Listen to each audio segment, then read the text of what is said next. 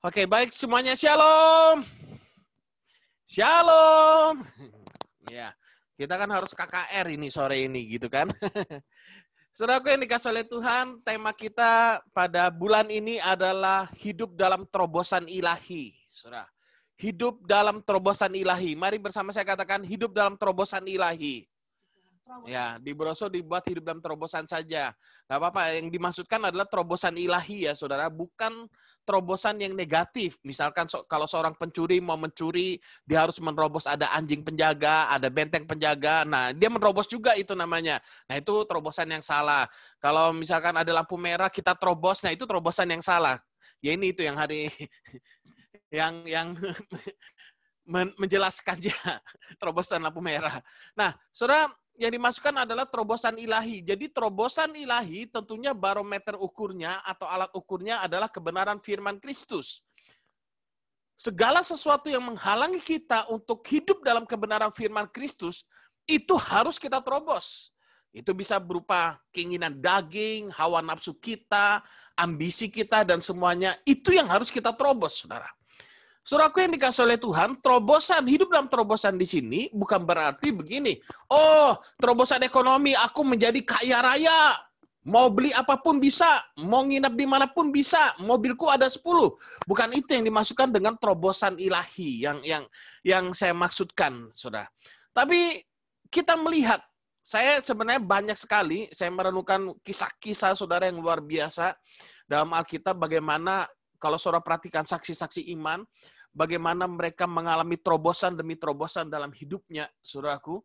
Dan mereka mengalami hal-hal yang luar biasa. Saudaraku yang dikasih oleh Tuhan, coba kita lihat, mulai dari kisah Yesus. Keinginan Bapa adalah supaya anaknya diselamatkan. Supaya orang yang percaya kepada dia diselamatkan. Nah, untuk hal itu terjadi, maka Allah melakukan satu terobosan, yaitu dengan mengaruniakan Yesus Kristus atas saudara dan saya. Dan untuk terobosan ini terjadi, apa yang dilakukan oleh Yesus? Ia mengosongkan dirinya dan mengambil rupa seorang hamba dan menjadi sama dengan manusia. Tentunya ini suatu terobosan yang luar biasa, saudara. Bukan bicara tentang berkat, keuangan, dan sebagainya, tapi ketika kita bisa selaras dengan kehendak Bapa, selaras dengan kebenaran firman Tuhan, itulah terobosan dalam hidup kita. Amin. Saudara mulai menangkap yang dimasukkan dengan terobosan di sini? Jadi terobosan di sini bukan berarti kita mendapatkan keinginan daging kita. Tapi terobosan di sini yang dimaksudkan adalah kita selaras sesuai dengan kehendak Tuhan. Semua hal yang menghalangi kita hidup dalam panggilan Tuhan, kita terobos. Semua hal-hal yang mengajak kita untuk hidup tidak benar, kita terobos. Saudara, makanya untuk terobosan terjadi dalam hidup kita, saudaraku yang dikasih oleh Tuhan, dimulai dari terobosan yang terjadi dalam diri kita sendiri. Bahkan Yesus sendiri, Alkitab mencatat, mengosongkan dirinya, mengambil rupa seorang hamba dan menjadi sama dengan manusia. Dia tidak menganggap kesetaraan dengan Allah sebagai milik yang harus dipertahankan. Tapi Alkitab mencatat dia mengosongkan dirinya, mengambil rupa seorang hamba dan menjadi sama dengan manusia. Lalu apa yang terjadi dalam kehidupan Yesus? Tentunya kita bisa banyak melihat kisah kehidupan Yesus, saudara. Dan bahkan terobosan yang dilakukan adalah dia harus mati di atas kayu salib. Supaya karya keselamatan itu terjadi. Makanya kalau saudara perhatikan di Getsemani, saudara, di Getsemani, Yesus berdoa apa? Ya Bapa, jikalau boleh cawan ini berlalu daripadaku. Tapi bukanlah kehendakku, melainkan kehendak-Mu lah yang terjadi. Saudara. Terobosan dimulai dari terobosan pemahaman yang benar dalam pola pikir kita, perasaan yang benar, keinginan yang benar. Dalam hidup kita, saudaraku yang dikasihi oleh Tuhan. Makanya tidak ada terobosan kalau kita tidak mengetahui kehendak Tuhan dalam hidup kita. Tidak ada terobosan kalau kita tidak mengetahui tujuan Tuhan dalam hidup kita. Hanya orang yang mengetahui tujuan yang bisa mengalami terobosan dalam hidupnya. Tanpa mengetahui tujuan, tidak ada terobosan dalam hidupnya. Yesus tahu persis untuk apa dia datang ke dalam dunia. Makananku ialah melakukan kehendak Bapa dan menyelesaikan pekerjaannya, katanya. Saudaraku yang dikasihi oleh Tuhan, dia tahu tujuannya. Saudara dan saya harus mengetahui tujuan panggilan Tuhan dalam hidup kita. Karena itu saudaraku yang dikasih oleh Tuhan, yang pertama yang ingin saya sampaikan kepada setiap kita, untuk kita mengalami terobosan dalam hidup kita, saudaraku yang dikasih oleh Tuhan, pastikan kita memiliki persekutuan dengan Allah. Persekutuan ini lewat doa dan lewat firman. Saudara. Lewat firman kita tahu prinsip kebenaran. Bagaimana kita menyelesaikan terobosan itu. Bagaimana kita memenangkan pertandingan, saudaraku. Lewat kebenaran firman kita tahu apa yang menjadi kehendak Roh Kudus dalam hidup kita. Saudara. Makanya Roh Kudus itu memimpin kita kepada segala kebenaran demi kebenaran, saudara.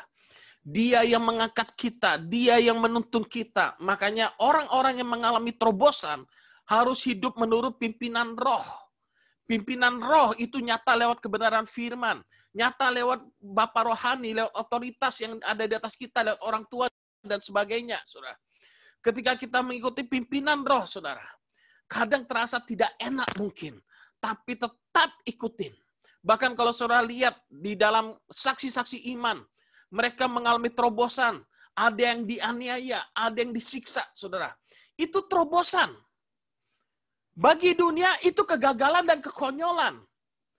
Tapi bagi Tuhan itu adalah terobosan. Kenapa?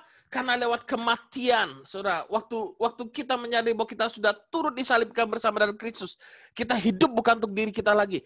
Lewat waktu mereka mengalami penganiayaan, mereka tetap percaya kepada Tuhan. Mereka tetap menaruh pengharapannya kepada Tuhan.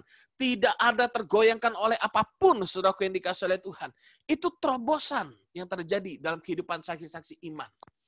Saudara bisa baca dalam Ibrani pasal 11, itu luar biasa, saudara. Makanya, saudaraku, kalau kita melihat orang-orang yang mengalami terobosan, kita bicara Daud. Waktu Daud, saudara, diurapi oleh Tuhan, itu saat usia diperkirakan 15 tahun. Saat usia 15 tahun, Daud diurapi oleh Samuel menjadi seorang raja. Tapi saudara tahu umur berapa Daud dilantik menjadi seorang raja? Daud dilantik menjadi seorang raja umur 30 tahun. Saudara. Ada waktu 15 tahun. Saudara. Terjadinya tujuan Tuhan dalam hidup kita, penggenapan akan visinya seringkali butuh proses waktu. Nah, yang repotnya, kita ini hidup di zaman instan. Semuanya pinginnya cepat. Makan pinginnya cepat. Semuanya pokoknya yang serba instan. One stop service katanya begitu kan ya. Sehingga apa? Kita tidak menyukai proses. Nah, untuk terobosan terjadi dalam hidup kita, dimulai dari terobosan yang ada dalam pikiran, perasaan, dan keinginan kita. Selama pikiran kita tidak mengalami terobosan, maka tidak ada terobosan dalam hidup kita. Selama pola pikir kita, perasaan kita tidak mengalami terobosan, maka tidak ada terobosan dalam hidup kita. Makanya kita perlu menyadari kebenaran demi kebenaran supaya pola pikir kita mengalami terobosan, mengalami metanoia, mengalami yang namanya pembaharuan budi, bukan sekedar tahu. Kalau selama ini kita belajar Alkitab, dan waktu kita belajar Alkitab, ternyata perasaan kita tidak berubah, keinginan kita tidak berubah, kemudian tingkah laku kita tidak berubah. Berarti itu ada yang salah dalam kita belajar. Itu hanya berarti sekedar menambah pengetahuan tentang agama Kristen. Tapi kalau pembaharuan budi itu terjadi, kalau kuasa firman itu menjamah hati dan hidup kita, saudara, maka itu akan merubah perasaan kita. Itulah yang disebut dengan bertobat, metanoia. Metanoia itu dimulai dari perubahan pola pikirnya, keyakinannya jadi berubah, perasaannya berubah, keinginannya jadi berubah, tingkah lakunya jadi berubah. Saudara. Kalau hanya sekedar pengetahuan, saya mau beritahu saudara, setan juga tahu. Hanya ada satu Allah. Setan juga punya teologi. Saudara. Teologi setan hanya ada satu Allah. Saudara. Dan bahkan setan tahu firman. Setan tahu kalau Yesus menyatukan diri, malaikat-malaikat akan menatang kakinya sehingga tidak terantuk pada batu. Setan tahu kitab Mazmur, saudara. Saudara tahu, bahkan setan pun pakai firman untuk mencobain Yesus, untuk menyerang setan, setan bukan pakai kuasa, setan pakai firman. Sudah. Nah, jadi kita harus mengerti. Waktu kita belajar firman, biarkan firman itu merubah pola pikir kita, perasaan kita, keinginan kita. Belajar taat, belajar terbuka akan firman. Miliki tanah hati yang subur. Ketika apa yang firman katakan kita terima, kita percayain, kita hidupin, sekalipun tidak enak. Kadang saudara, kita lebih suka berjalan dengan logika kita. Kalau di depan kita ada nasi goreng paling enak sedunia, dan saya berkata, beritahu saudara, ini nasi goreng paling enak sedunia, karena saudara sudah biasa makan nasi goreng AA, nasi goreng di Tiban sana, dan saudara pikir itu sudah paling enak sedunia, saudara pikir, oh nggak ada lagi yang lebih enak daripada nasi goreng AA, misalkan gitu kan. Saudara nggak pernah nyicipin ini. Tapi untuk saudara membuktikan apakah nasi goreng ini benar-benar paling enak di dunia, saudara menyicipin, betul ya? Kalau saudara nggak pernah menyicipin, saudara nggak akan pernah merasakan enaknya nasi goreng. Sama dengan firman. Ketika saudara belajar firman, ada pola pikir kita yang kadang-kadang bertentangan. Masa sih bisa berubah? Masa sih begini? Masa sih begitu? Tapi belajar terima dan hidupi firman dan rasakan nikmatnya sang firman itu. Firman itu merubah hidup kita. Saudara pelajari kisah-kisah Alkitab. Mereka yang mengalami terobosan-terobosan, pasti mereka mengalami perubahan pola pikir, mengalami perubahan dalam perasaan mereka, dan mengalami perubahan dalam tingkah laku mereka. Saudara, makanya hari ini saya tidak membahas banyak terlalu dalam, saudara. Saya hanya memberikan saudara gambaran besar. Nanti minggu-minggu ke depan, pembicara-pembicara berikutnya mungkin akan mengambil satu kisah apa yang kita bisa pelajarin. Saudara, ada banyak kisah-kisah Alkitab yang luar biasa. Saudara ambil contoh kisah Daud, saudara. Daud punya alasan untuk membunuh Saul dan Daud memiliki kesempatan untuk membunuh Saul. Tapi Daud tidak pernah membiarkan hatinya dikuasai oleh kepahitan. Saudara, sekalipun Saul mengejar-mengejar dan ingin membunuh Daud, tapi Daud tidak membunuh Saul. Kalau kita tidak mengalami terobosan dalam pola pikir, perasaan, dan keinginan kita, saudara, nggak ada terobosan. Apa yang dimaksudkan dengan terobosan dalam pola pikir, perasaan, dan keinginan kita? Buang semua pola pikir sampah dalam hidup kita. Saya ulang, buang semua pola pikir sampah dalam hidup kita. Pola pikir sampah itu contohnya hidup yang berfokus pada diri sendiri. Mau menangnya sendiri. Saudara. Pola pikir sampah itu pola pikir yang selalu berpikiran negatif, curiga. Pola pikir sampah itu pola pikir yang memandang rendah diri sendiri. Aku nggak bisa, aku nggak mampu. Pola pikir sampah itu pola pikir yang selalu mengasihani diri sendiri. Saudara. Itu pola-pola pikir sampah. Buang pola pikir sampah. Pola pikir sampah itu pola pikir yang dikuasai oleh hawa nafsu, ingin cepat kaya. Saudara. Pola pikir sampah itu pola pikir porno, pikirnya seks yang salah, itu pola pikir sampah. Buang semua pola pikir sampah dalam hidup kita. Kalau pola pikir kita mengalami terobosan, isi dengan pikiran Kristus. Isi dengan kebenaran firman Kristus, saudaraku, dalam hidup kita. Maka pikiran kudus, semua yang baik, mulia, manis, dan sebut kebajikan, pikirkanlah semuanya itu. Saudara memikirkan visi yang daripada Tuhan. Saudara bukan memikirkan keinginan-keinginan daging kita. Inginnya dimengerti, inginnya diperduli. Hari ini berhenti untuk hal itu. Lihat apa kata kebenaran firman Kristus. Yesus datang bukan untuk dilayani, melainkan untuk melayani. Yesus datang mengosongkan dirinya, mengambil rupa seorang hamba dan menjadi sama dengan manusia, saudara. Anak manusia datang bukan untuk dilayani, tapi untuk melayani, saudara. Anak manusia datang untuk memberikan nyawanya bagi domba-dombanya dan sebagainya. Taruh pola pikir Kristus dalam hidup kita. Maka saudara akan melihat terobosan demi terobosan mulai terjadi dalam hidup kita. Waktu kita menaruh pola pikir Kristus, pikiran Kristus akan menimbulkan perasaan Kristus. Saudara, buang semua perasaan sampah. Saya sebut dengan perasaan sampah, saya pakai istilahnya Rasul Paulus. Itu sampah itu sudah bahasa halus, saudara.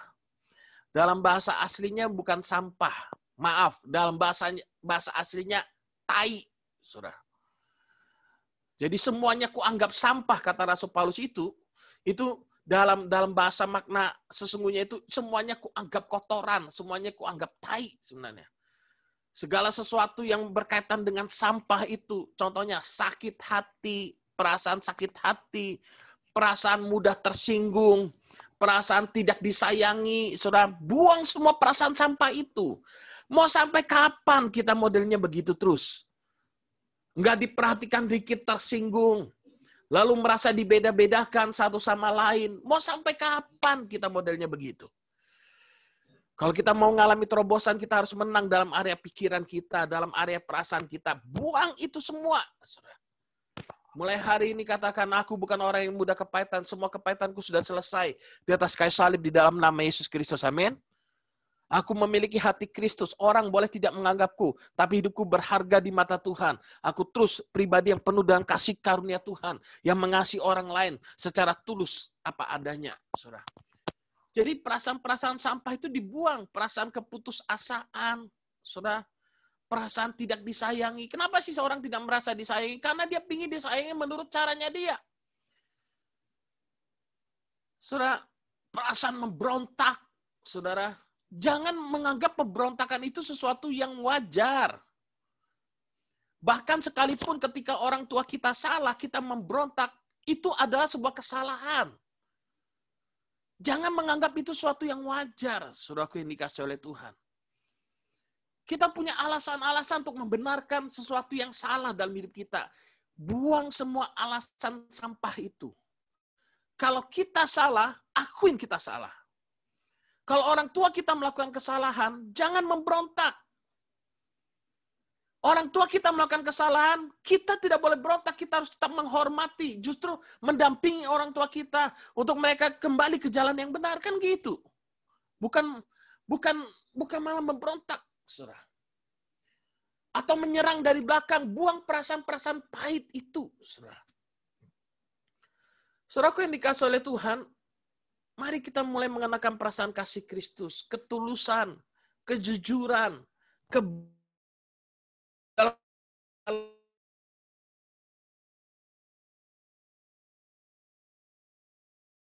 kita buang perasaan negatif itu. Yang pertama yang saya sampaikan, alami terobosan, pastikan kita memiliki hubungan dengan Tuhan. Persekutuan, lewat doa, lewat firman, saudara. Persekutuan dengan Tuhan, persekutuan dan sama, it's okay. Lewat persekutuan dengan Tuhan kita menemukan tujuan. Menemukan tujuan. Katakan bersama saya, menemukan tujuan. Kalau saudara punya tujuan, baru saudara bisa menerobos. Pencuri pun kalau dia mau mencuri, dia harus punya tujuan dulu loh. Oh, aku mau curi rumah itu, betul ya?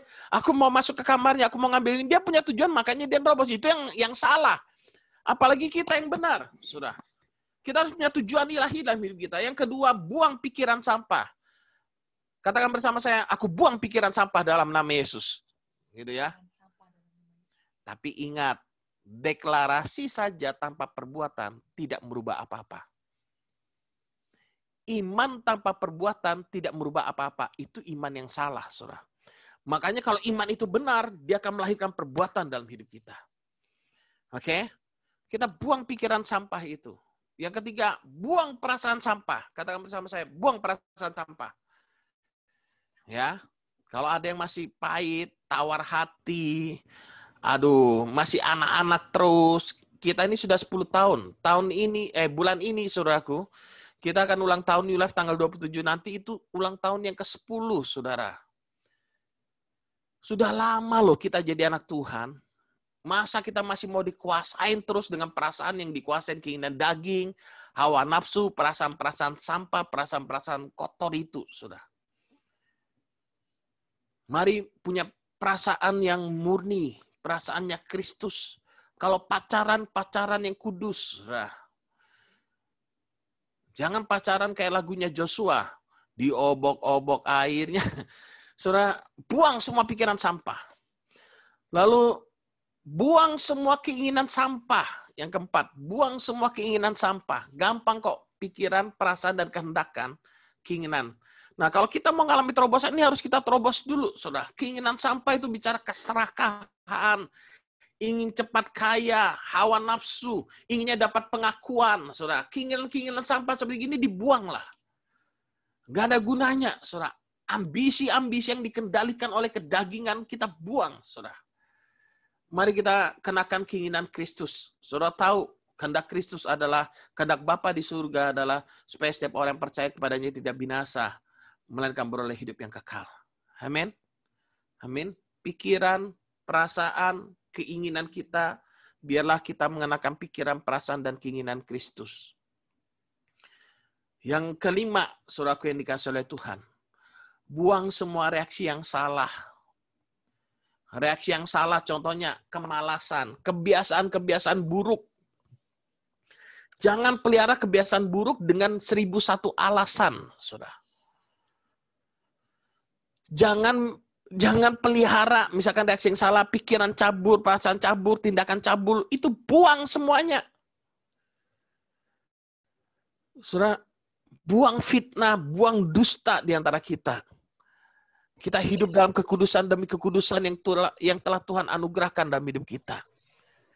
Saudara, reaksi-reaksi yang salah, dendam gitu ya saudara. Lalu kita pinginnya orang lain menderita, melahirkan kejahatan, dibuang. Mari kita bereaksi benar dalam segala keadaan. Mari kita melihat terus karya salib Kristus, dapatkan kebenaran demi kebenaran dalam hidup kita, sehingga kita melihat manifestasi seluruh janji-janji Allah yang besar dalam hidup kita. Sehingga kita melihat, saudara, manifestasi kita hidup dalam kodrat ilahi, saudara. Nah, saya melihat, saudara, saya merenungkan, saudara, waktu saya persiapkan ini, kenapa sih banyak orang dalam hidupnya gagal membuang pikiran sampah, perasaan sampah, keinginan sampah, reaksi sampah itu, saudara. Kenapa banyak orang gagal membuang itu semua? Jawabannya kembali sederhana seperti dalam Matarisan, karena tipu muslihat iblis. Saudara, karena tipu muslihat iblis itulah seringkali yang menipu kita. Saudara.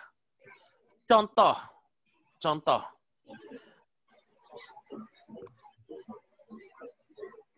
Oh ya, sebentar. Oke. Tipu muslihat iblis itulah yang seringkali menghalangi kita, saudara. Yang membuat kita tetap berada dalam dosa. Bahkan tipu muslihat iblis itu, saudara harus ingat, kelihatannya benar, tapi tidak benar.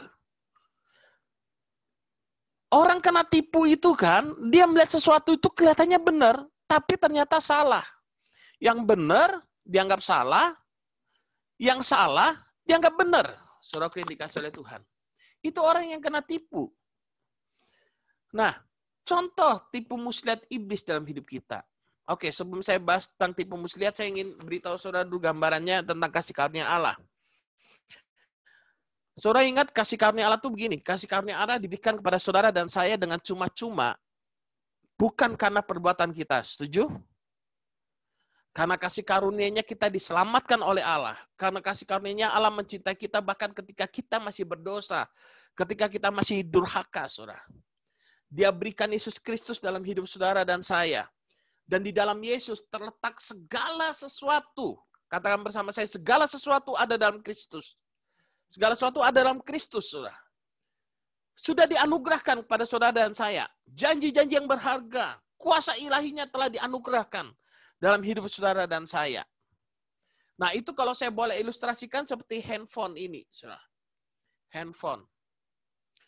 Karena saya sangat mencintai istri saya, sayang dong, Agung jangan baper, Gung. Oke, karena saya sangat mencintai istri saya belikan handphone paling canggih. Note berapa sekarang ya? Note 20 mungkin gitu ya. Handphone yang paling canggih, bisa telepon, bisa SMS, bisa WA, bisa internet, bisa Zoom, bisa Google Map, bisa Facebook, bisa Instagram, bisa semuanya. Lalu saya berikan handphone ini kepada istri saya karena saya mencintai dia. Saya memberikan bukan berarti habis itu nyicil ya, bayar ya. Enggak ada. Kasih karunia itu diberikan seperti sebuah hadiah yang diberikan secara gratis dan cuma-cuma. Yesus Kristus diberikan dalam hidup saudara sebagai sebuah hadiah. Sebagai kasih karunia Allah yang diberikan dalam hidup saudara dengan cuma-cuma. Bukan karena perbuatan. Bukan karena usaha saudara dan saya. Semuanya ada dalam kasih karunia. Kalau saya boleh ilustrasikan, handphone ini adalah kasih karunia. Ada janji-janji yang berharga dan sangat besar di sana. Nah, namun istri saya cuma tahu karena ini handphone, dia pikir handphone ini cuma bisa telepon dan SMS. Jadi dia hanya pakai handphone ini untuk telepon dan SMS saja. Kira-kira apa yang akan saudara katakan? Sayang sekali. Itu handphone paling canggih. Bisa video, bisa foto, bisa Facebook, Instagram, WhatsApp, bisa nonton YouTube dan sebagainya. Kamu cuma pakai untuk apa? Nelpon dan SMS saja. Sayang sekali. Nah, kenapa dia cuma pakai handphone untuk YouTube, untuk telepon dan SMS saja? Karena kebodohannya. Saya bukan berkata istri saya bodoh, istri saya ini luar biasa ya. Oh. Karena kebodohannya yang tidak mengerti cara menggunakan handphone ini, betul? Nah, kasih karunia Tuhan itu seperti itu. Sudah dianugerahkan semuanya dalam Yesus. Kita perlu tahu bagaimana kita menerima kasih karunia itu dengan iman. Nah, iman itu timbul dari pendengaran. Pendengaran akan firman Kristus. Makanya tidak ada firman, maka tidak akan muncul iman. Tidak ada iman, tidak ada terobosan. Karena iman itulah cara untuk kita menerima kasih karunia Allah dalam hidup kita. Oke, sampai sini saudara bisa paham? Jadi harus ada firman dulu, baru akan terjadi terobosan. Kenapa? Karena firman Kristus itulah yang melahirkan iman. Nah, sama dalam hidup kita. Kenapa kita tidak mengalami terobosan-terobosan dalam pola pikir, perasaan, dan keinginan kita? Karena iblis selalu berusaha menipu kita. Bahkan menipu kita dengan atas nama kasih karunia. Wah, ini yang menarik, saudara. Saudara harus tahu bahwa iblis mencoba Yesus pakai firman. Padahal Yesus adalah sang firman. Nah, contoh tipu muslihat iblis, saudara. Yang mungkin sebagian dari kita atau tanpa kita sadari kita kena tipu. Saya berdoa supaya hari ini kita terbuka, saudara. Kalau saudara perhatikan ayat-ayat Alkitab, saudara belajar di firman, saudara harus belajar secara keseluruhan. Gak bisa sepenggal-sepenggal. Memang Alkitab berkata begini, akan tetapi Allah menunjukkan kasih-Nya kepada kita karena Kristus telah mati untuk kita ketika kita masih berdosa. Betul ya? Mau dosa saudara sebanyak apapun, terbesar apapun, sebesar apapun, kasih karunia Allah jauh lebih besar daripada dosa saudara, betul? Betul? Nah, namun kalau saudara hanya mengenal kasih karunia sampai di sana, saudara masih mengenal hanya sepenggal. Kalau saudara perhatikan ayat-ayat yang berkata, kalau karena kasih karunia bukan karena perbuatan, contoh Efesus 2:8, sebab karena kasih karunia kamu diselamatkan oleh iman. Itu bukan hasil usahamu, tapi pemberian Allah. Itu bukan hasil pekerjaanmu, jangan ada seorang pun yang memegahkan diri. Kalau saudara perhatikan itu konteksnya bicara tentang keselamatan. Roma 11 ayat ke-6, sebab kalau karena kasih karunia maka bukan karena perbuatan. Sebab kalau karena perbuatan maka kasih karunia bukanlah kasih karunia lagi. Saudara, nanti pelajaran itu konteksnya tentang keselamatan. Bicara tentang keselamatan, tidak ada usaha kita yang mampu membuat kita selamat di hadapan Tuhan. Sampai sini jelas dulu? Bicara tentang keselamatan, tidak ada usaha kita yang dapat menjadikan kita benar di hadapan Tuhan. Sampai sini bisa paham? Bicara tentang keselamatan, kita menyadari penuh semuanya karena perbuatan Yesus dalam hidup kita. Betul? Nah, namun yang harus kita pelajari lebih dalam lagi, kasih karunia bukan hanya bicara tentang keselamatan. Kasih karunia itu bicara tentang hidup dan berkuasa. Hidup yang memuliakan Allah. Sama seperti handphone ini.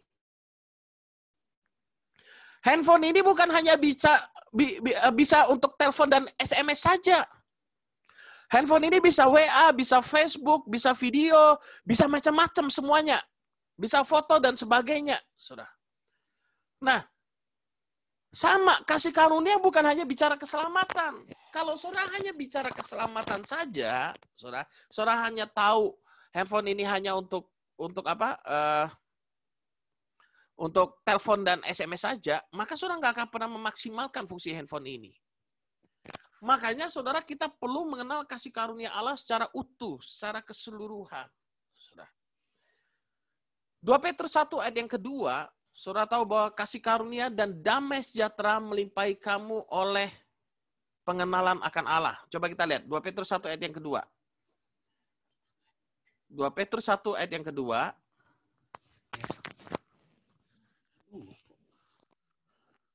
2 Petrus 1 ayat yang kedua. Kasih karunia dan damai sejahtera melimpahi kamu oleh pengenalan akan Allah dan akan Yesus Tuhan kita. Karena kuasa ilahinya telah menganugerahkan kepada kita segala sesuatu yang berguna untuk hidup yang saleh. Oleh pengenalan kita akan Dia yang telah memanggil kita oleh kuasanya yang mulia dan ajaib. Jadi karena kuasa ilahinya telah menganugerahkan, bukan akan, telah. Sudah tersedia. Kalau bicara handphone tadi, semua kemampuan untuk bisa Facebook, WA, untuk Google Map dan sebagainya telah tersedia dalam handphone itu. Saudara, untuk hidup yang saleh oleh pengenalan kita akan Dia. Nah, semuanya itu bisa saudara pergunakan di handphone itu kalau saudara mengenal handphone itu dengan benar. Saudara tahu bagaimana cara memfungsikannya. Yang telah memanggil kita oleh kuasanya mulia dan ajaib. Dengan jalan itu, Ia telah menganugerahkan kepada kita apa? Janji-janji yang berharga dan yang sangat besar. Telah lagi. Ada kuasa ilahi yang telah dianugerahkan. Ada janji-janji yang berharga dan sangat besar yang telah dianugerahkan kepada kita. Supaya olehnya kamu boleh mengambil bagian dalam kodrat ilahi. Ini tujuannya. Kuasa dianugerahkan, janji-janji yang berharga dan sangat besar dianugerahkan. Supaya saudara dan saya boleh mengambil bagian dalam kodrat ilahi. Dan luput dari hawa nafsu duniawi yang membinasakan dunia. Bukan mengikuti hawa nafsu duniawi. Tapi Alkitab mencatat luput dari hawa nafsu duniawi yang membinasakan dunia. Ada kuasa ilahi, ada janji yang berharga dan sangat besar, ada tujuan. Kalau saudara perhatikan ayat ini. Tujuannya adalah supaya saudara dan saya boleh mengambil bagian dalam kodrat ilahi, luput dari hawa nafsu duniawi. Bukan untuk hawa nafsu duniawi. Lalu saudara ayat yang kelima, saudara perhatikan. Justru karena itu, berarti karena apa? Karena ada kuasa ilahi yang telah dianugerahkan, karena ada janji-janji yang berharga yang telah dianugerahkan, karena Allah ingin saudara dan saya hidup dalam kodrat ilahi. Saudara perhatikan kata telah tadi bukan berarti menjadikan kita pasif. Justru karena telah, justru karena itu kamu harus dengan sungguh-sungguh berusaha untuk menambahkan kepada imanmu kebajikan. Dan kepada kebajikan pengetahuan. Dan kepada pengetahuan penguasaan diri. Kepada penguasaan diri ketekunan. Dan kepada ketekunan kesalehan. Dan kepada kesalehan kasih akan saudara-saudara. Dan kepada kasih akan saudara-saudara. Kasih akan semua orang. Justru karena saudara dan saya telah menerima kuasa ilahinya. Justru karena saudara dan saya telah menerima janji-janji yang berharga dan sangat besar.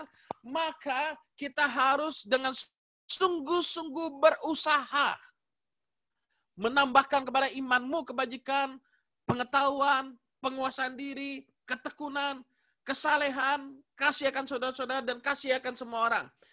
Sebab apabila semuanya itu ada padamu dengan berlimpah-limpah, nah apabila semuanya itu ada, maksudnya ada apa? Ada kuasa ilahi yang telah dianugerahkan, ada janji-janji yang berharga dan besar, gitu ya. Ada kebajikan, ada pengetahuan, ada kesalehan, ada penguasaan diri, ada ketekunan, ada kasih akan saudara, dan kasih akan semua orang. Nah ini ayat 8. Sebab apabila semuanya itu satu paket, ya, ada padamu dengan berlimpah-limpah, kamu akan dibuatnya menjadi giat dan berhasil dalam pengenalanmu akan Yesus Kristus Tuhan kita. Untuk mengenal Tuhan, saudara, kita bukan hanya butuh teori, tapi kita perlu menghidupinya. Jadi, kalau saudara mendengar orang-orang kasih karunia, mengajarkan kasih karunia, mati dengan perbuatan, itu berarti dia hanya mengenal sebagian, sepenggal tentang kasih karunia Allah. Dia hanya mengenal sepenggal daripada seluruh kebenaran, saudara. Kalau mengenal sepenggal itu berarti salah, saudara. Karena kebenaran itu harus utuh, harus 100. Benar itu 100 baru benar. 50 itu nggak benar. Saudara. Benar itu 100. Saudara. Nah, ingat, iblis selalu membuat kita kena tipu, saudara. Contoh tipu muslihat iblis yang biasanya beredar di kalangan pengajar kasih karunia. Contohnya, nanti berbuah dengan sendirinya. Kan semuanya karena kasih karunia Allah telah dianugerahkan kepada kita. Nanti berbuah dengan sendirinya. Kalau berbuah dengan sendirinya, maka nggak perlu ada usaha sungguh-sungguh tadi. Yang dimaksudkan berbuah itu begini, kalau benihnya itu benih durian, maka dia akan berbuahkan durian. Tapi pertanyaan saya begini, apakah semua buah durian, semua biji durian itu pasti berbuah? Apakah semua biji durian pasti berbuah? Enggak. Kalau enggak ditanam di tanah yang baik, dia nggak akan berbuah. Kalau tanahnya jelek, dia nggak akan berbuah durian. Biji durian nggak mungkin berbuahkan buah apel. Biji durian pasti berbuah durian. Sama, ada orang-orang yang anti dengan buah ketika bicara perbuatan, selalu konteksnya konteks vertikal. Lupa dengan konteks horizontal. Saudara yang sudah ikut SAN, tentunya saudara sudah mengerti ini seharusnya. Karena kasih karunia itu vertikal bukan karena perbuatan kita, tapi bicara bagaimana kita hidup dan berkuasa, mengambil seluruh janji-janji Allah yang berharga untuk kita hidup dalam kodrat ilahi, kita perlu perbuatan. Makanya kasih karunia nggak bisa dipisahkan dengan kebenaran. Kasih karunia dan kebenaran itu satu. Yesus kita itu penuh dengan kasih karunia dan kebenaran. Saudara harus ingat itu, Yohanes 1 ayat yang ke-14. Mereka yang menerima kelimpahan kasih karunia dan anugerah kebenaran akan hidup dan berkuasa. Bukan menerima kasih karunia saja, tapi ada anugerah kebenaran. Kebenaran inilah kuncinya untuk lahirnya iman dalam hidup kita, untuk kita menerima manifestasi dari kasih karunia Allah dalam hidup kita. Makanya kasih karunia dan damai sejahtera melimpahi kamu oleh pengenalan akan Allah. 3:18, bertumbuhlah dalam kasih karunia dan pengenalan akan Allah. Pertumbuhan. Pengenalan itu suatu proses pertumbuhan. Suatu proses belajar. Kalau saya nggak pernah ketemu dengan istri saya, mungkin saya kurang mengenal dia. Tapi karena saya selalu bersama dengan dia, tidur sama dia, makan jalan seringkali sama dia, saudara, lebih daripada dengan orang lain, maka sayalah yang paling mengenal dia. Kalau tidak ada firman dalam hidup kita, kita tidak mungkin bisa mengenal Tuhan dengan benar. Makanya kenapa New Life terus saat-saat ini, kalau saudara perhatikan, kita empowering. Ini terus dijelaskan. Kenapa? Karena ada banyak tipu muslihat iblis dalam diri kita, sehingga kita tidak berbuah. Ketika saudara taruh buah durian di meja saudara, sampai kiamat nggak akan tumbuh buah durian di sana. Tapi buah itu harus tanam, benih itu harus ditanam. Tanamnya tanah yang subur. Tanah yang subur artinya kita mau menerima kebenaran firman. Jadi, saudara, ketika kita bicara tentang kasih karunia, contoh tipu muslihat yang lain lagi, misalkan, contoh tipu muslihat yang lain.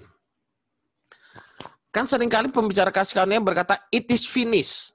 Betul kan? Sudah selesai. Apanya yang selesai?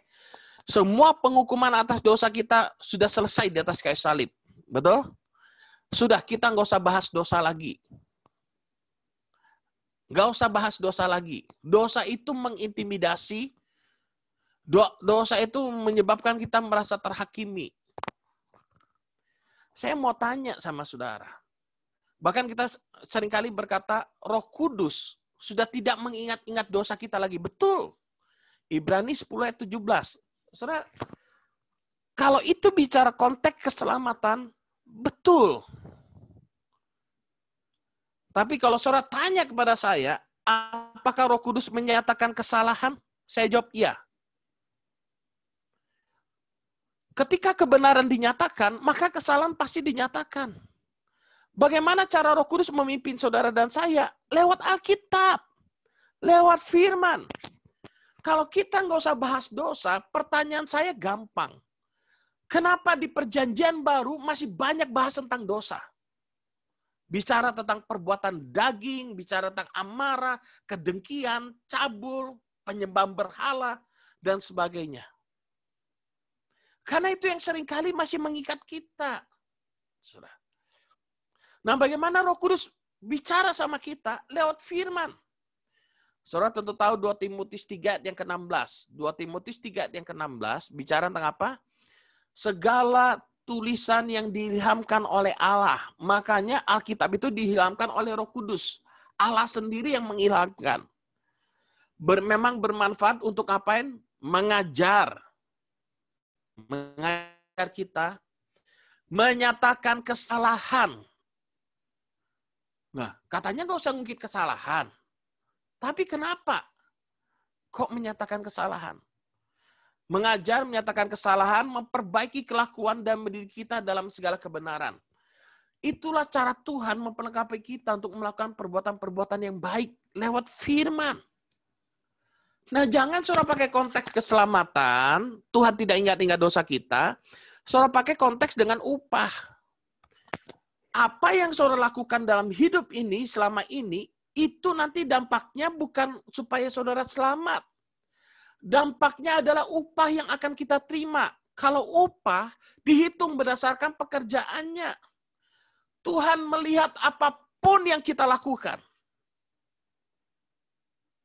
Kalau saudara malas, saudara kepahitan, saudara benci, Tuhan lihat itu. Kalau saudara memberi makan orang, mengunjungi orang dalam penjara, menolong orang lain, memberitakan Injil. Waktu saudara memberitakan Injil, datang masalah, datang aniaya, datang fitnahan, datang tekanan, dan sebagainya. Lalu saudara menangis, saudara merasa nggak kuat. Saya mau beritahu saudara, Tuhan lihat itu. Dan Tuhan memperhitungkannya. Tuhan melihat apapun yang kita lakukan dan itu diperhitungkan oleh Tuhan. Jadi jangan kita salah konteks, saudara. Dalam hidup kita sehari-hari, Tuhan melihat apapun yang kita lakukan karena ada upah yang Dia sediakan bagi kita. Sampai sini bisa dipahami dulu pelan-pelan, saudara. Karena kita selama ini sudah terlalu banyak bicara tentang kasih karunia yang vertikal. Sehingga akhirnya yang horizontalnya ini salah dalam penerapan. Memang kalau yang vertikal bukan karena perbuatan kita. Tapi bicara tentang horizontal, kita perlu menyadari kebenaran demi kebenaran. Kita perlu terbuka di sana. Ada banyak ayat yang saya bisa tunjukkan pada saudara. Catatan saya ini banyak sekali ayatnya. Cuman saya pikir kalau saya bahas satu persatu, nggak mungkin cukup. Saudara, lalu kalau saudara perhatikan orang-orang kasih karunia, katanya dosa sudah selesai, jangan ingat dosa. Coba perhatikan kesaksiannya. Kesaksiannya selalu bandingkan dosa dengan kasih karunia. Loh, katanya dosa sudah selesai. Kalau dosa sudah selesai, seharusnya kesaksian kita bagaimana sih? Seharusnya kesaksian kita itu seperti Rasul Paulus. Aku bekerja lebih keras daripada mereka semua. Tapi bukannya aku, melainkan kasih karunia Allah yang bekerja dalam aku. Ketika aku memberitakan Injil, aku difitnah. Sakit rasanya. Aku mengerti apa yang kamu rasakan. Tapi karena kasih karunia Allah, kita menjadi kuat dalam Tuhan. Makanya kita berkata apa? Jadilah kuat oleh kasih karunia Allah. Ibrani 13 ayat yang ke-9. Jadi Rasul Paulus juga berpesan kepada Timotius dalam 2 Timotius 2:1. Hai anak-anakku, jadilah kuat oleh kasih karunia Allah. Jadi seharusnya kesaksian kita itu kesaksian yang memuliakan nama Tuhan, sudah bukan tentang dosa lagi. Kalau kita konsisten bahwa nggak usah bahas dosa lagi. Jadi kesaksian kita begini, wah ketika aku ngalami stres, waktu ngalami pergumulan, bingung membuat keputusan dalam pekerjaanku, tapi akhirnya Tuhan beri aku rema dan aku membuat keputusan, Tuhan berikan aku hati yang taat. Itu semua bukan karena aku, itu semua karena kasih karunia Allah. Begitulah kesaksian seharusnya kalau kita konsisten, nggak usah ngungkit-ungkit dosa. Tapi apa yang kesaksian yang muncul? Kebanyakan orang kasih karunia. Aku ini sekalipun gak layak sebenarnya. Sekalipun aku malas-malasan di kantor. Aku ini banyak bolongnya. Wah, tapi karena kasih karunia aku dapat promosi jabatan. Ini aneh. Saudara bisa mengerti maksud saya? Itu bukan kesaksian kasih karunia. Itu mempermalukan kasih karunia Allah. Jadi jangan saudara bolak-balik gitu loh. Waktu itu ya. Waktu aku selingkuh. Aku takut sekali ketahuan karena ada razia. Dan aku bersembunyi di kamar mandi. Ini contohnya, contoh. Nggak ada contoh kasus ini, saya ngarang-ngarang aja. Saya bersembunyi di kamar mandi. Saya berdoa, Tuhan tolong aku. Supaya jangan sampai ketahuan. Aneh. Polisi itu masuk cuma buka dan nggak ada ngecek kemana-mana. Akhirnya polisi itu keluar, dipikir nggak ada orang lain. Padahal aku ada dalam kamar mandi. Itu kasih karunia Allah. Itu bukan kasih karunia Allah. Dosamu adalah dosa perzinahan, bertobat. Seharusnya begitu. Jangan saudara kaitkan dengan kasih karunia Allah. Lalu akhirnya selingkuh lagi. Lalu masuk penjara. Jadi problem, saudara. Ketika aku korupsi, kasih karunia Allah melindungi aku. Kasih karunia Allah tidak pernah bekerja sama dengan dosa. Harus jelas. Kasih karunia Allah melepaskan kita dari dosa. Bukan mengkompromi dengan dosa. Kasih karunia Allah mengakibatkan kita meninggalkan segala kefasikan. Coba kita baca Titus 2 ayat yang ke-11. Titus 2 ayat yang ke-11. Titus 2 ayat yang ke-11.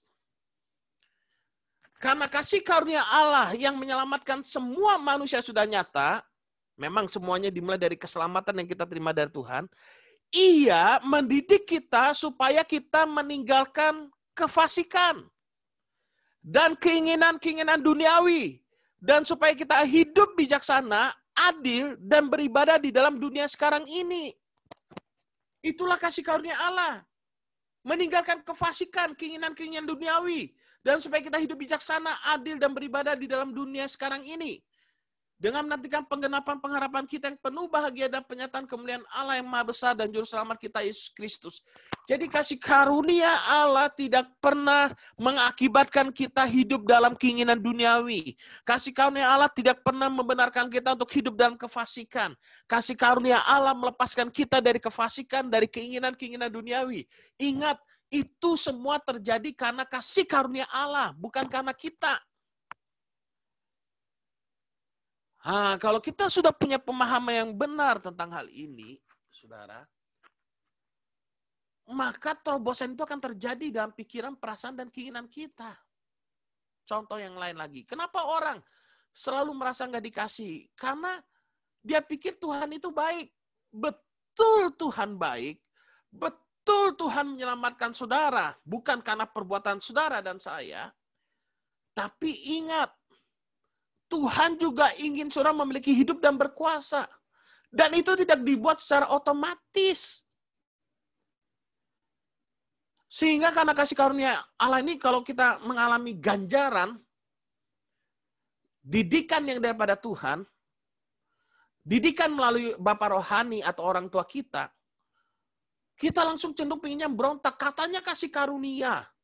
Kenapa begini? Kenapa begini? Ini salah paham. Kalau ini masih terjadi, makanya kita nggak pernah lepas dari problem emosional.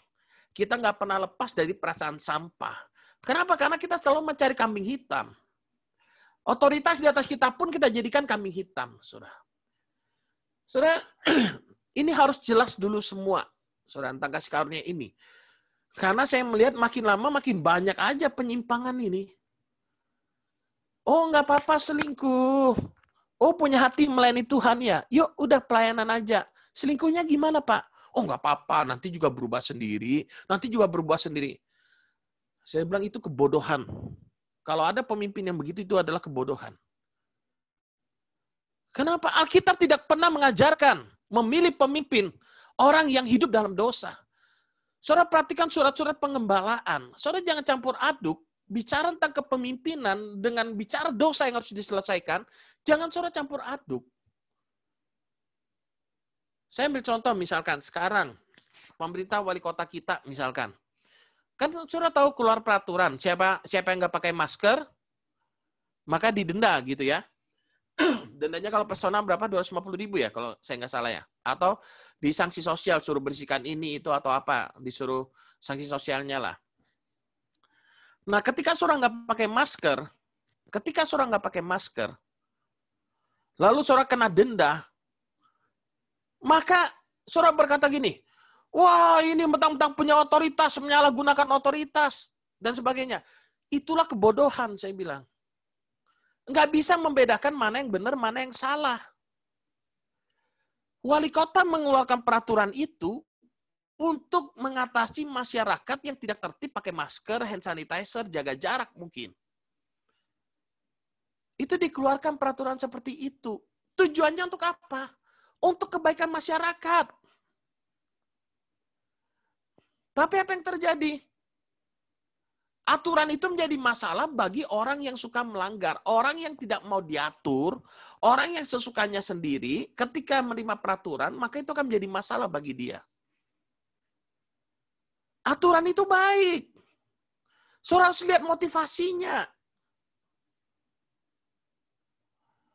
Sampai wali kota berkata, masa sih saya mau menghukum rakyat saya sendiri? Nggak mungkin lah. Itu semua untuk kebaikan kita, diberikan. Jadi saudara harus bisa melihat segala sesuatunya dengan sudut pandang yang benar. Jangan saudara kaitkan, oh wali kota tidak sayang sama kita. Oh pemerintah nggak sayang sama kita. Oh pemerintah semena-mena. Enggak, justru karena sayang dia kasih peraturan. Supaya COVID ini cepat berhenti. Supaya nggak banyak masyarakat Batam yang kena. Saudara mengerti maksudnya? Nah makanya ketika saudara mengartikan kasih, itu juga harus jelas. Karena begitu besar kasih Allah akan dunia ini sehingga ia mengaruniakan anak yang tunggal. Oh kasih itu berarti memberi. Betul. Oh kasih itu berarti rela berkorban. Yesus rela berkorban. Betul. Oh, kasih itu menerima apa adanya. Betul. Oh, kasih itu tidak mengungkit-ungkit dosa. Tidak mengingat-ingat kesalahan yang masa lalu. Kasih itu menutupi banyak dosa. Betul. Oh, kasih itu menghajar. Ketika saya berkata, oh kasih itu menghajar, sebagian orang langsung protes. Oh enggak, itu bukan kasih. Saudara mau lihat definisi kasihnya dari mana dulu? Dari keinginan saudara atau dari firman? Coba lihat dari firman, Ibrani pasal 12.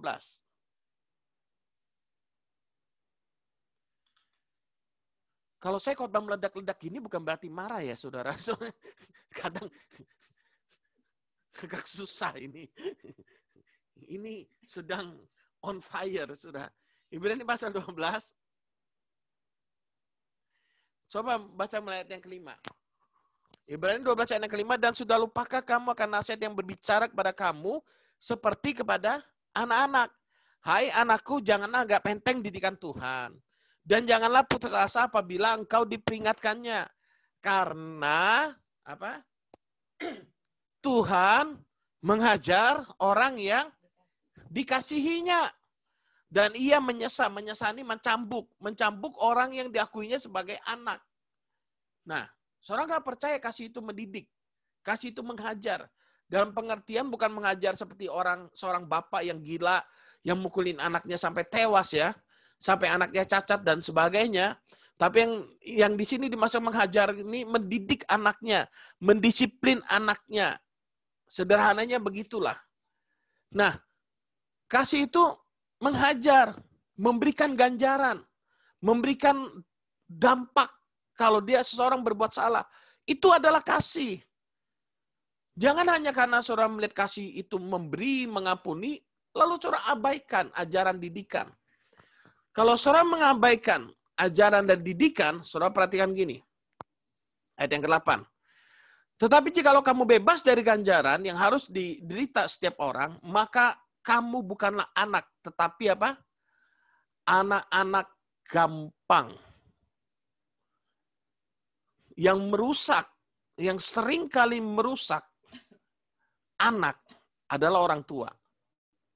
Kalau orang tua tidak menghajarnya, hanya memberi, maka itu menjadikan anak yang gampang.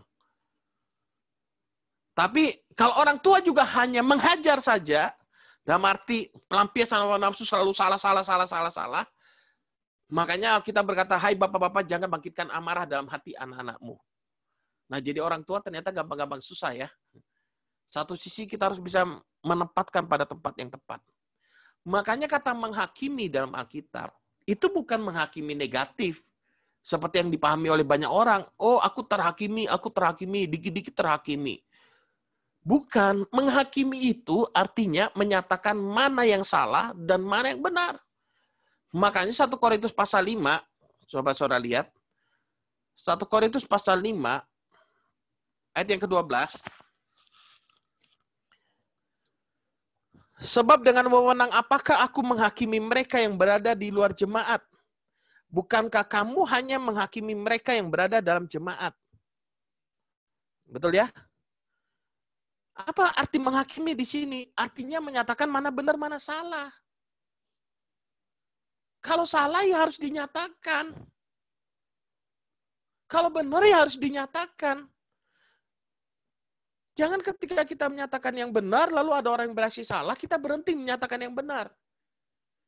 Makanya menghakimi itu hanya terjadi di dalam jemaat. Menghakimi itu artinya menyatakan kebenaran firman Kristus itu loh. Lihat ayat 13. Mereka yang di luar jemaat akan dihakimi Allah.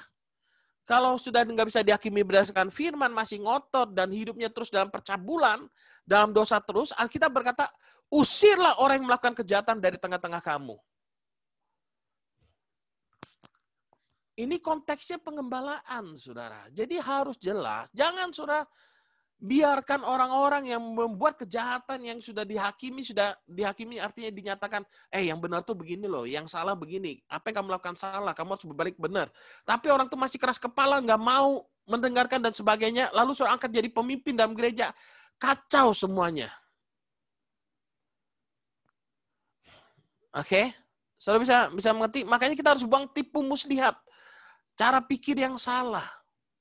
Sebagai orang tua, saudara harus menyatakan anak saudara itu benar atau salah. Orang berkata, jangan lihat dari buahnya. Saya bilang, bodoh kalau kita nggak lihat dari buahnya. Kalau saudara lihat anak saudara makin besar, dilihat dari apa? Pertumbuhannya. Pertumbuhannya bicara apa? Buahnya, betul? Buah. Saudara sekolah ada ujian. Ujian itu bicara tentang apa? Buah. Seberapa jauh dia sudah memahami, itu kan bicara tentang buah, pencapaian. Alkitab jelas membedakan pengajaran sesat dan pengajaran sesat dan benar dari mana? Dari buahnya kamu akan tahu. Matius 7. Hanya orang yang tidak berbuah, yang keberatan diukur dari buahnya. Hanya orang yang suka melanggar peraturan, yang keberatan adanya peraturan. Kalau hidup kita tertib, nggak pakai masker, karena kita selalu keluar bawa masker, hidup kita benar, saudara. Yang tidak pakai masker, denda 10 juta. Kita nggak akan keberatan, kita nggak akan ada masalah. Karena kita tahu tujuannya baik. Tujuannya buat kita. Kita pun pakai masker kemana-mana. Kenapa keberatan dengan peraturan? Hanya orang yang suka melanggar yang keberatan dengan peraturan.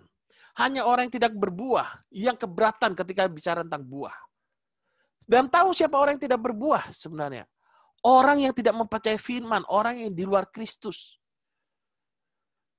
Makanya saudara, dalam memilih pemimpin dalam gereja, saudara perhatikan surat Timotius.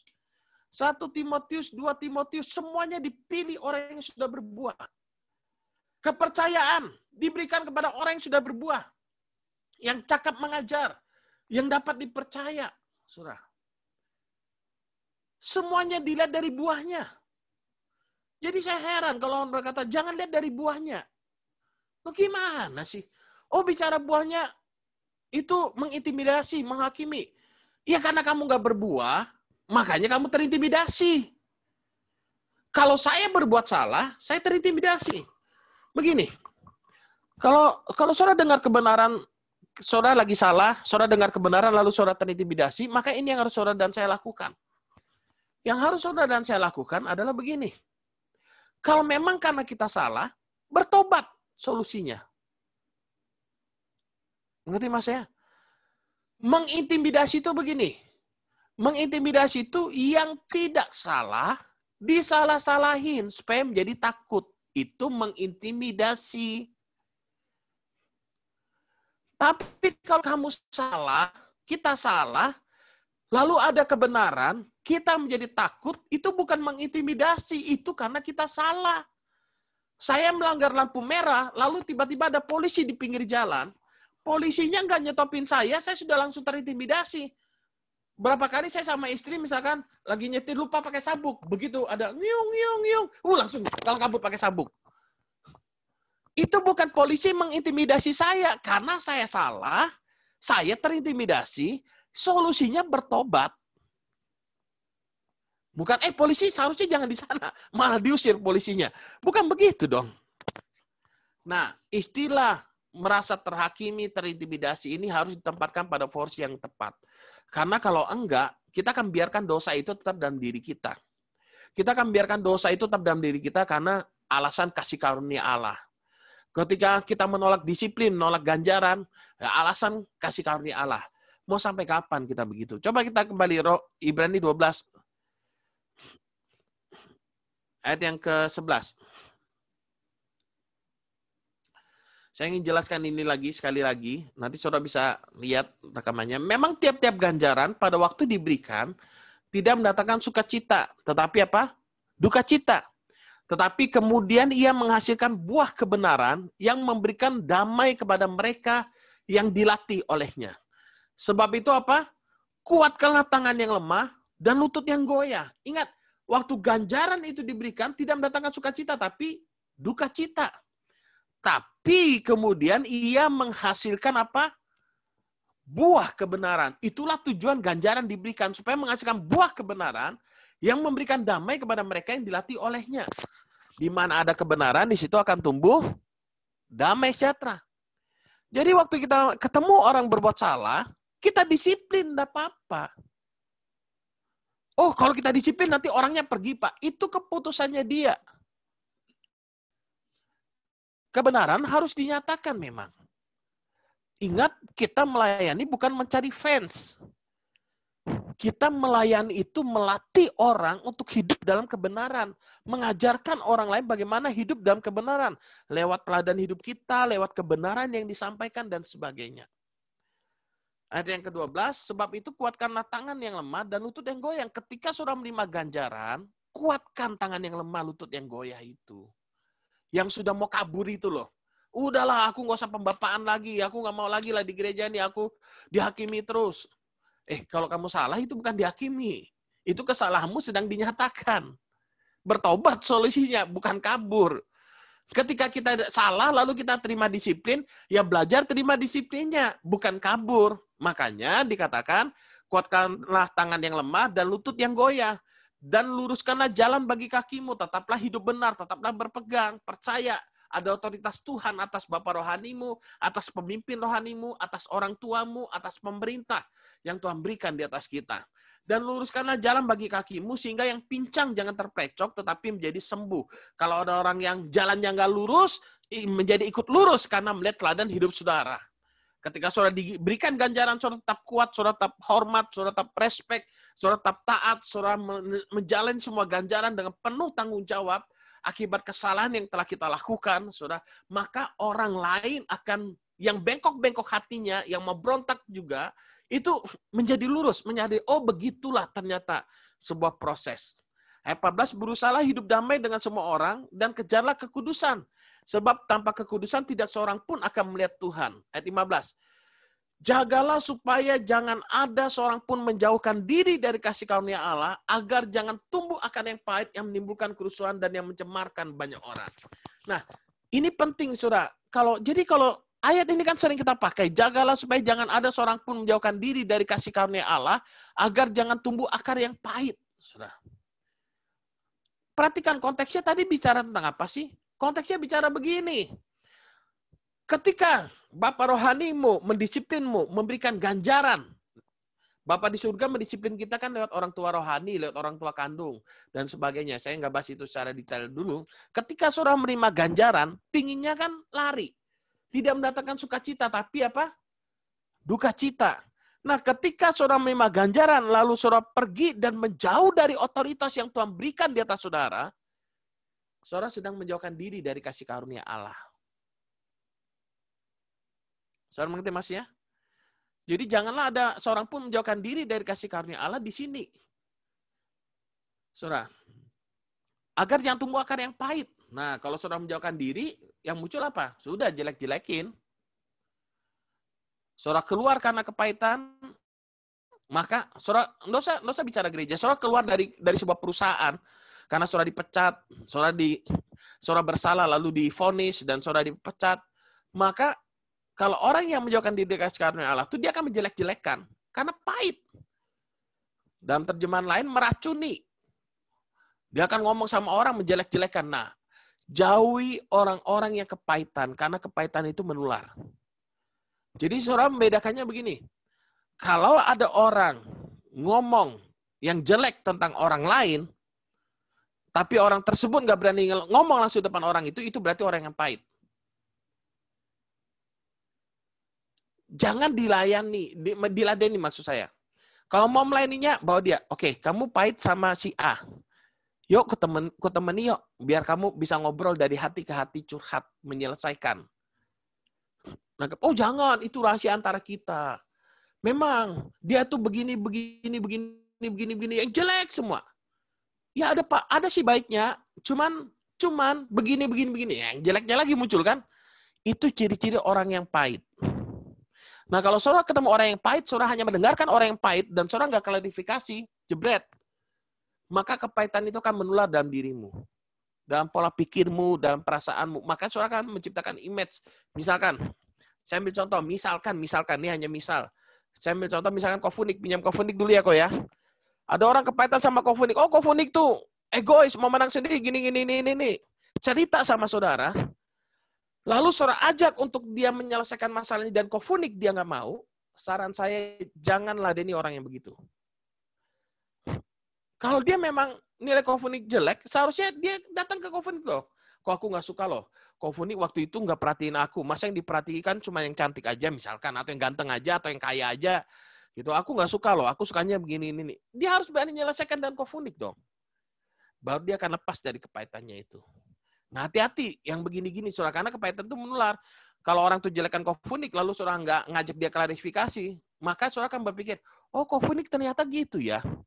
Oh Kofunik ternyata inilah adu domba. Inilah penyebab perpecahan. Makanya kalau ada orang kepahitan, misalkan orang kepahitan sama Kofunik, ajak ketemu. Kalau Kofunik salah, saya percaya Kofunik dengan rendah hati minta maaf dan sebagainya. Gitu kan beres.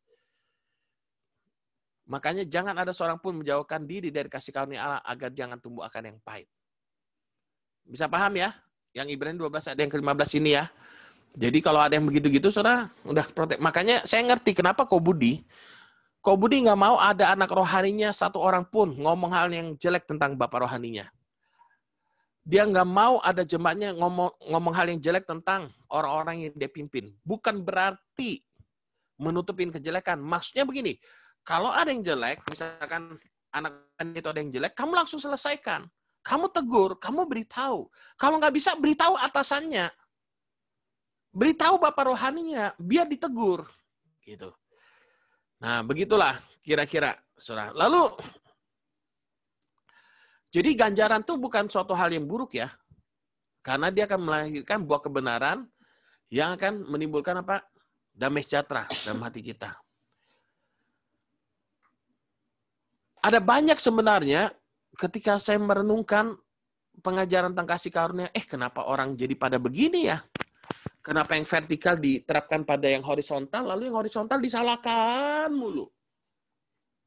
Orang kerja keras dibilang, bro, jangan kerja keras, semua karena kasih karunia, bukan karena usahamu. Kan aneh. Jadinya pasif. Makanya kita harus menempatkan diri pada tempat yang benar. Jadi kesaksian kita seharusnya justru karena kasih karunia Allah kita melakukan perbuatan-perbuatan besar. Kita kasih makan orang misalkan. Oh, semua kan karena kasih karunia Allah. Kita menciptakan perbuatan-perbuatan besar. Itulah imamat yang rajani. Imamat yang rajani bukan membanggakan dosa. Imamat yang rajani menciptakan perbuatan-perbuatan yang besar daripada dia. Jadi ketika kita ketemu orang berdosa, kita harus jelas. Kalau dia belum terima Kristus, beritakan kasih karunia Allah dalam hidupnya. Kalau dia sudah terima Kristus, nyatakan kesalahannya, beritakan. Ada kekuatan Allah dalam hidupmu yang mampukan kau melalui setiap konsekuensi dosa yang harus terjadi dalam hidup ini. Bisa jelas ya? Jadi, kalau ini semua jelas, baru kita enak. Baru tidak ada salah paham. Sudah. Jadi, contoh lagi. Yang terakhir dah. Kita seringkali suka dengan deklarasi iman. Betul. Bahkan kita doa penutup pun deklarasi iman. Sudah. Tapi ingat, deklarasi iman itu yang benar itu ketika kita benar-benar beriman, kita menghidupi apa yang kita deklarasikan. Kalau kita hanya mendeklarasikan, aku diberkati, amin, aku kaya, amin, aku kaya, amin. Tapi hidupmu tidak dirubah oleh kebenaran firman, harus bekerja keras, harus penuh dengan kasih, tahu tujuan, dan sebagainya. Ada banyak kebenaran di sana yang harus kita pahami, sehingga kekayaan itu bisa termanifestasi dalam hidup kita. Kalau hidup kita cuma pasif, deklarasi sampai kapanpun tidak merubah apa-apa. Saya bukan berkata deklarasi salah. Bangsa Indonesia merdeka karena deklarasi kemerdekaan. Tapi setelah merdeka, apakah bangsa Indonesia mengisi kemerdekaannya dengan benar atau enggak? Setelah saudara diselamatkan, apakah saudara mengisi keselamatan saudara dengan benar atau tidak? Mengerjakan keselamatan atau tidak? Itu keputusan masing-masing. Ingat, bukan berarti yang masih muda dipanggil Tuhannya paling lambat loh. Kenapa saya harus mengingatkan ini? Kondisi sekarang ini kita bisa dipanggil Tuhan tiba-tiba, kapanpun Tuhan mau panggil, ya Tuhan panggil. Makanya sekarang yang paling penting jangan kita hidup fokusnya pada hal materi terus. Jangan kita hidup hanya sekedar hal duniawi terus. Sekalipun itu penting dan baik. Saya tidak berkata itu salah. Tapi kalau hidup kita hanya berfokus pada materi, itu berarti salah. Seharusnya hidup kita ini fokusnya sama Kristus, sehingga semua materi yang kita terima, pikirkan perkara yang di atas, Alkitab bilang. Carilah dahulu kerajaan Allah dan kebenarannya, maka semuanya akan ditambahkan padamu. Fokus hidup kita tuh pada Kristus. Itu yang benar. Jangan biarkan sesuatu pun membelokkan kita dari kasih Kristus. Makanya hari ini, saudara, poin yang pertama, mari ulangi apa yang saya katakan. Memiliki hubungan yang intim dengan Tuhan. Oke, untuk kita mengalami terobosan, pastikan lewat hubungan itu kita mengetahui tujuan. Yang kedua, buang pikiran sampah. Ya, kenakan pikiran Kristus dalam hidup kita. Yang ketiga, buang perasaan sampah. Yang masih suka tersinggung, sakit hati, merasa nggak disayang dan sebagainya, itu sampah semua dibuang. Yang keempat, buang keinginan sampah. Keinginan sampah ini keinginan daging, keinginan hawa nafsu, dan sebagainya. Yang kelima, buang reaksi yang salah. Reaksi-reaksi sampah. Amarah, dikuasai dendam, kebencian, kemalasan, mager, dan sebagainya. Ayo kita terobos bersama-sama. Menerobosnya lewat apa? Menyadari kebenaran firman, lewat persekutuan dalam doa dan firman.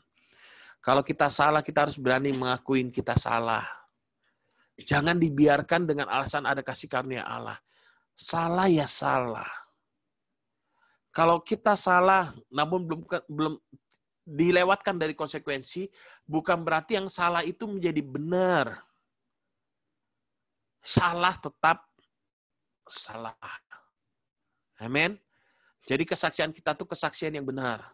Karena kasih karunia Allah, Tuhan memberikan kita kemampuan untuk melakukan perbuatan-perbuatan besar karena kita percaya kepada Dia. Amin. Jadi ini kebenaran yang harus kita terima dengan utuh untuk kita mengerti dan menghidupinya. Oke,